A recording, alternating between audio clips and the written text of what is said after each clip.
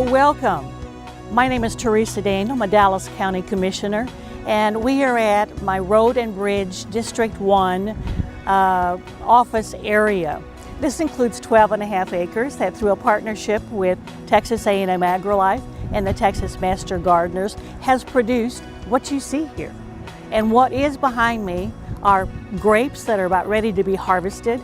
In addition, lots of fruit trees, fruit bushes, tomato plants, and a whole variety of planting that the master gardeners have tended to, have fed, watered, and are now ready to harvest. So welcome to this wonderful experience. Hi, I'm Sherry Walker, Master Gardener Class of 2018, and we're out here in our vineyard, and today we're harvesting grapes, which we've been doing for pretty much all summer. We have 9 varieties of grapes growing out here, and they don't all ripen at the same time. So we've been harvesting once or twice a week since the end of June, and we'll continue at least through September. When we're walking down the rows looking to see which grapes are ready to pick, we use our eyes, of course, but we also rely on our senses of touch and taste. The Southern Home, for example, is one of our muscadine varieties. These grapes turn purple when they're ripe. And so just looking, you would think that these grapes here that are nice and purple would be ready to pick. But when you squeeze them gently, they're still pretty firm. So these need to stay on the vine a little bit longer so that they can get softer and sweeter. Now, this Triumph, on the other hand, is another one of our muscadine varieties. And these grapes don't turn a really dark color like the Southern Homes do. For instance, this one is just kind of a pinkish tan color, but when you squeeze it, it's soft, and if you taste it, it'll be really sweet. When we're harvesting the muscadines, because of the way they grow on the vine, we pick them one at a time. They do grow in loose clusters, some of them, but the grapes are attached so loosely to the stem, especially when they're ripe, that if you try to take a whole cluster at once, half of them fall to the ground before you can get them into your bag. This is a Miss Blanc, one of our white grapes. Now, white grapes are a real challenge because they don't change color when they ripen, they stay green. So here's one of the clusters. As you can see, it's still green. In addition to looking for very subtle changes in the appearance of the grapes, we rely heavily on whether or not the grapes are soft and release from the stem easily, and especially if they're sweet. This is a bunch grape. They grow in clusters, very tight clusters, and they're smaller than the muscadines. So when we harvest these, we take the whole cluster. As these grapes ripen, the sugar flows from the top of the cluster down to the bottom. So if you want to get a grape and taste for sweetness, it's best to get one from the bottom of the cluster. If it's sweet, then you can pretty well know that the rest of the grapes in that cluster are sweet as well. This is a Lamanto, another one of our bunch grapes. Lamantos are easy because when they ripen, they turn purple. And unlike the Southern Home, when a Lamanto turns purple, it's probably ripe. Sometimes all of the grapes in a particular cluster don't ripen at the same time. If you have just one or two that aren't ripe, it's okay to go ahead and take it. But if you have several that aren't ripe, like this one, for instance, it's best to leave it until the next time, because unlike a lot of fruits, grapes will not continue to ripen after they've been picked. This vineyard is a part of a 5-year trial that we're conducting for Texas A&M AgriLife, so we have to keep really detailed records of how much each vine produces. So we have a bag for each vine out there that's got the number of the vine and also the variety on it. That way when we get up to the shed to weigh them, we'll know which vine that particular bag of grapes goes to. So once we have several bags ready, one of us will take them up to the shed and so that they can be weighed, and we can also check the sugar content. And Ellen is going to tell you about that process. Hi, I'm Ellen Schwab. I'm a volunteer out here at Rowlett Road, and we bring the grapes up to the shed, and next we weigh them because for A&M we're doing the as Sherry said, the 5-year study, and we've got to know how many grapes each vine produces. So Sherry has put grapes in a bag, and we put it on the scales and measure. These are 9.6 ounces. We denote that on our log, and then we measure the sugar content with the refractometer. We only measure the sugar content for when we're going to make wine. That tells us the contents of the alcohol in the winemaking. In making grape jelly, we don't need to know the sugar content because we're adding sugar to the jams. So next we're going to put a few grapes into this bag, and we'll squish them up so we can get the juices going. We then get a few drops of the grape juice. We put it on the, what do you call it, Sherry? Refractometer. Refractometer, not a refrigerator, but a refractometer. There, I said it, Jeff. So then you hold it, you make sure you get drops on it and there's not any bubbles. You wait 30 seconds so it can stabilize, and then you look through it and it will tell you the sugar content.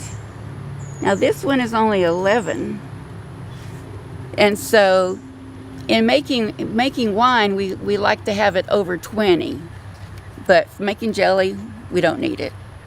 And then we make a note of it so that we can send the results to Texas A&M for the grape studies to know the sugar contents of the grapes.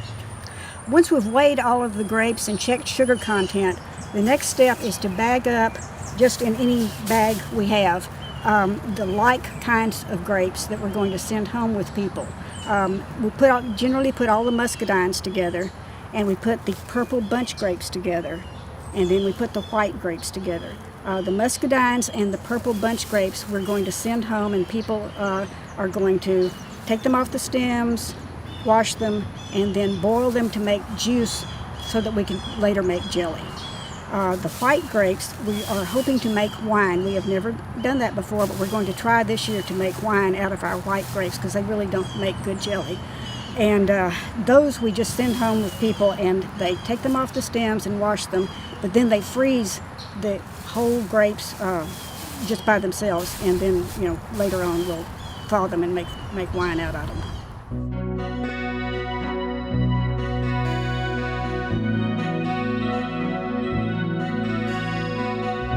Our next step is to make some jelly out of the grapes that we picked. Here's some of those grapes. They're the muscadines, and we have taken them home and washed them, and they're ready to be mashed and made into jelly. This is Elaine David. We're in her kitchen, and she is going to take us through the process of boiling these grapes to make juice. Okay, so we take our grapes. They've still got the skin on them, seeds and all. We're going to pour them into a big saucepan on the stove. We're going to add water, not a lot of water, just until you can see the water in the pan. Some recipes call for measuring the water. We have found that step is not really necessary. You don't want a whole lot. You just want to be able to see the water come up through the grapes. You can see it's just about to appear. Not covering the grapes with water, that would really make a watery product. So, now that we've got the water added to the grapes, turn it on, bring it to a boil, let the grapes cook about 10 minutes. While they cook, we're going to take a potato masher. We're going to mash them to release the seeds. The skins will begin to split, and that will start to release the pulp and the beautiful color from the skins. So it took a little while for the water to come to a boil, but you can see that our grapes are boiling very steadily. There's a little bit of foam on top. The skins are beginning to split, and you can even see some seeds coming to the surface. Just continue to take your potato masher, mash through those grapes. We've let them boil about 10 minutes, so we're going to turn the fire off, mash a little more, and let them sit for a while. You can drain it. within 10 or 15 minutes if you need to. But if you're not hurried for time, it's better to let the grapes sit for a while because it just releases more of the color from the skins into your finished product, making a very pretty, colorful jelly. All right, we've cooked our grapes down, we've mashed them with the potato masher or whatever implement you like to use, and now we're going to strain them for the juice. We have used 2 different styles of strainer. One is homemade. We've taken a bowl, some skewers, and a colander, lined it with cheesecloth, and we're going to pour the cooked grapes into that. I have also inherited an old-timey strainer, a chamois. It's called a chamois strainer. It works great as well and doesn't have to be lined. It's a splattery process, so either protect your clothing or be prepared to get something on your shirt. So here we go. Just pour them in. Oh, that's cheating. Yeah, this is cheating, except I'm burning my thumbs. So yeah, please. We pour them in. The juice starts to run down through the cooked grapes, strained through the cheesecloth. Then I'll put some in the chamois strainer as well. You can see the process a little bit better in that. This is where it gets splattery. Here, I'm going to do this. I love this strainer. Okay. Seeds, skins, and all of it go right into the strainers, and then we just let them drip. If you have time to let it sit out and drip overnight, that's probably best. However, we have found that you get just about as much juice if they sit out for about 3 hours on your counter. You will be tempted to squeeze the juice or squeeze the fruit to get more juice out. If you want a clear, uncloudy product, resist the urge to squeeze the grapes because it will release sediment into the juice that will make your finished product cloudy and not as pretty. Don't squeeze. Okay, so we've got our strained juice measured for our recipe. For our jelly, for the recipe, we always use sure gel pectin. So the recipe in the box calls for 5 cups of juice and then 7 cups of sugar. So we've measured out our strained juice. We've got actually a little bit more than 5 cups. We have about 5 1/3 because that's what we came up with. But that's okay, it won't affect our process any. So to begin making jelly, you put your juice in a pan with a heavy bottom.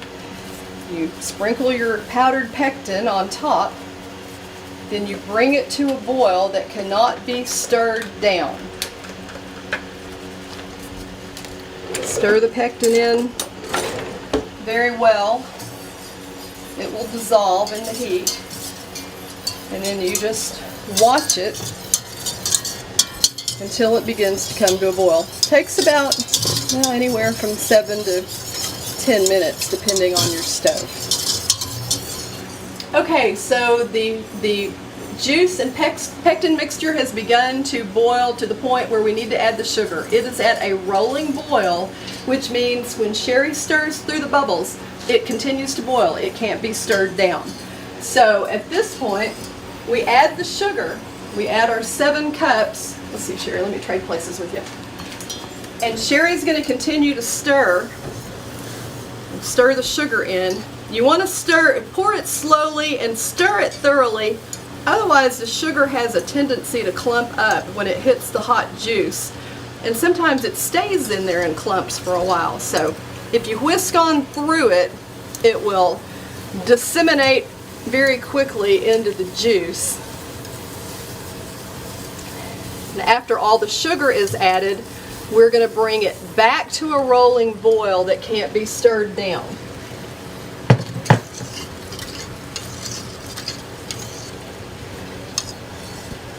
Okay, so Sherry has got the juice to the point where the sugar's been added. Of course, our pectin is in there. It is at a rolling boil that cannot be stirred down. So at this point, we need to time it for 1 minute. This is where it's handy to have an Echo Dot or Amazon Alexa, because we say, Alexa, set a timer for 1 minute, and she lets us know. Alexa, Set a timer for 1 minute. 1 minute, starting now. And Sherry will continue to stir the juice constantly so that it doesn't scorch because it's got sugar in it. And at the end of a minute, that's when we begin to jar it up and get ready for the hot water bath. If you are averse to the foam that collects on top of your product, you can add up to a ½ teaspoon of butter or margarine. We didn't do that this time, but it will cut down on the foam. Okay, Alexa, stop the timer. Okay, now we gotta get our jars out. We've put our jars in the dishwasher because they're new. We washed them, of course, but also we leave them in the dishwasher to stay warm until we're ready to put the hot jelly in the jar. Also, our rings are washed, our lids are washed and ready to go. The lids have got the rubber seal on them, which is activated by heat. They don't have to be in hot water, but they do need to be in warm water to kind of get that rubber seal pliant, so that when we put them on top of our filled jars and we put it in the hot water bath, it makes a good seal. Okay, so our jelly's cooked and we're ready to put it in the jars. This is the messy part, the other messy part. Actually, it's probably all pretty messy. We have got a skewer marked with our 1/4 inch to denote where our head space is in the jar. So Sherry is looking at the mark on the skewer to be sure that we leave a 1/4 inch of head space in each jar so that the juice has got, the jelly has got room to expand during the canning process in the hot water bath. There's no right or wrong way to get it from the pan to the jar. We use a coffee cup. We've used a lot of different things and we've made a mess every single time, so this seems to work about as good as anything. One good thing about making a mess, about the drips falling on our protective foil here, is we can kind of gauge, as the jelly drips cool off, how well our product is gelling. When it's hot, of course, it's pretty liquid. It's hard to imagine that someday this is going to be jelly. But in a couple of minutes, we'll be able to run a finger through the jelly that's dripped on the foil, and we can tell how well it's beginning to set as it cools. How are we doing?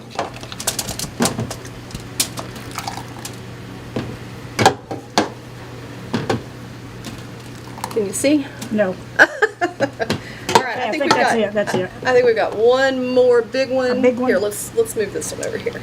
At least one more big one and probably a little one too. Okay, ready?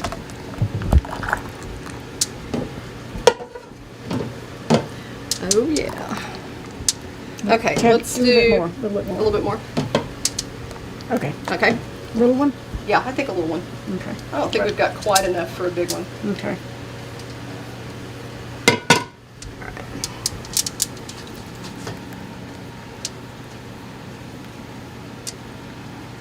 Yeah. Okay, that has used up all our jelly. Now we're going to get our rings and lids. We'll skim off a little of the leftover foam just to make it pretty, and then we'll apply our warmed lids and our rings and get ready for the hot water canning bath. So real quickly, Sherry and I are going to take a wet paper towel each, and we're going to wipe off around the top edges of the jar and around the ring part here to get the jelly that I spilled off of the glass to create a good seal with our rubber lids when we get ready to put those on. I like to go back with my finger and kind of test it to make sure it doesn't still feel slippery. It should feel clean, like squeaky, like clean glass when you've got all the jelly off of the edge of the jar. As I mentioned, we do a little informal jelly test by running a finger through the jelly that we spilled on the foil. And look at that. It's already starting to get a good set. So we know that our jelly is going to set just fine and be delicious.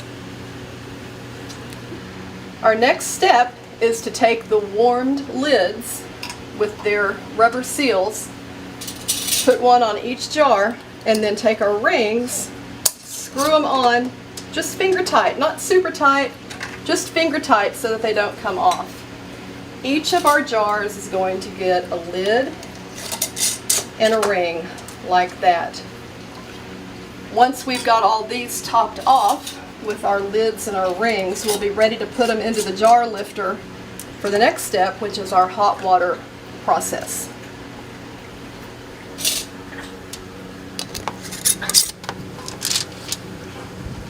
Finally, we're at the point where we can put our finished jars into our lifter that's going to go down into our hot water to begin the processing.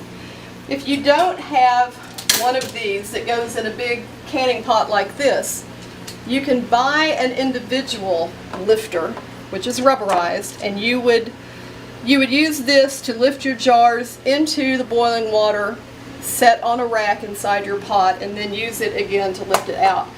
We did that for quite a while, finally got smart, got one of these. So now we're just going to take each of our hot jars, put them on our lifter. We do about, let's see, we've got 2, 4, 6, 8, we've got about 9 of these. So we'll do 5 for the first boiling, and then we'll do the other 4. All this time our water has been getting ready in the background. Water has to be ready and boiling, and we need to have enough water in our container that our jars are covered up about 1.5 inches to 2 inches deep. Then we set a timer for 5 minutes and cover it and let it go. Alexa, set a timer for 5 minutes. 5 minutes, starting now. Our timer has ended, so it's time to lift our jars out of the boiling water. Usually I get burned at this point because the handles always fall down inside. We're going to lift it out. I may be on fire. Am I on fire? We're going to bring those over here and set them out on the countertop to cool. The exciting thing about the jars beginning to cool is very shortly we will hear the characteristic pop as the lids begin to seal, and we know that our process is finished. We're going to let those cool while we process these other 4 jars. Set these on the rack, put them back in for another 5 minutes. If you're making jelly, you process for 5 minutes. If you're making jam, you process for 10 minutes. So be sure you process for the correct amount of time that your recipe calls for. Okay. Woo.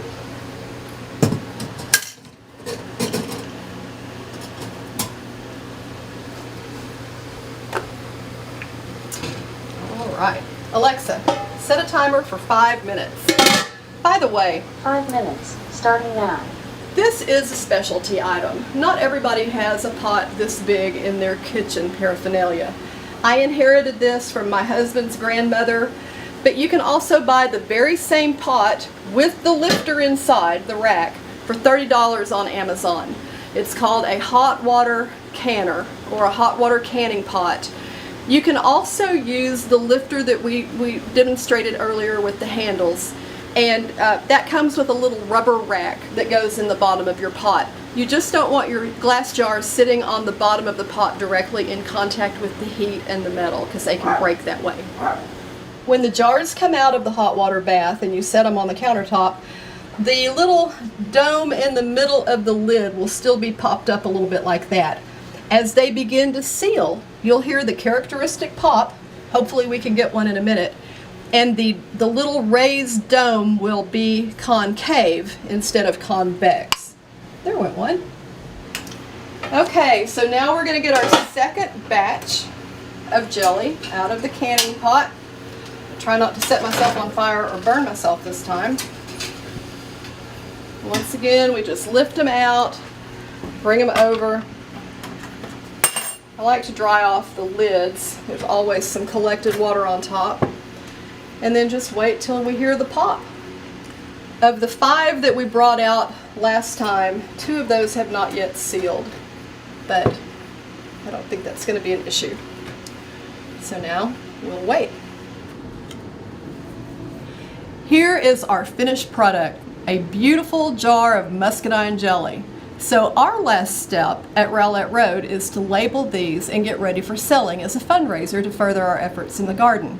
If you're giving these as gifts, you might also want to watch how we label them and tag them. Of course, if you're just using this for your home purposes, you won't want to put anything fancy on them. But what we do is we have these little cards that have our name. We write the variety of jelly, whether it's fig jam, blackberry. Today, of course, it's muscadine. It gives some information on the back about our gardens. And then on the top of our jars, we have this label that gives all the legal mumbo jumbo that we have to include, especially the fact that our jelly is made in a home kitchen by, how would we say that? By people who have food handler certifications. Yes. So that's what Sherry and I are going to be doing now, is tagging and labeling our jars that we've made.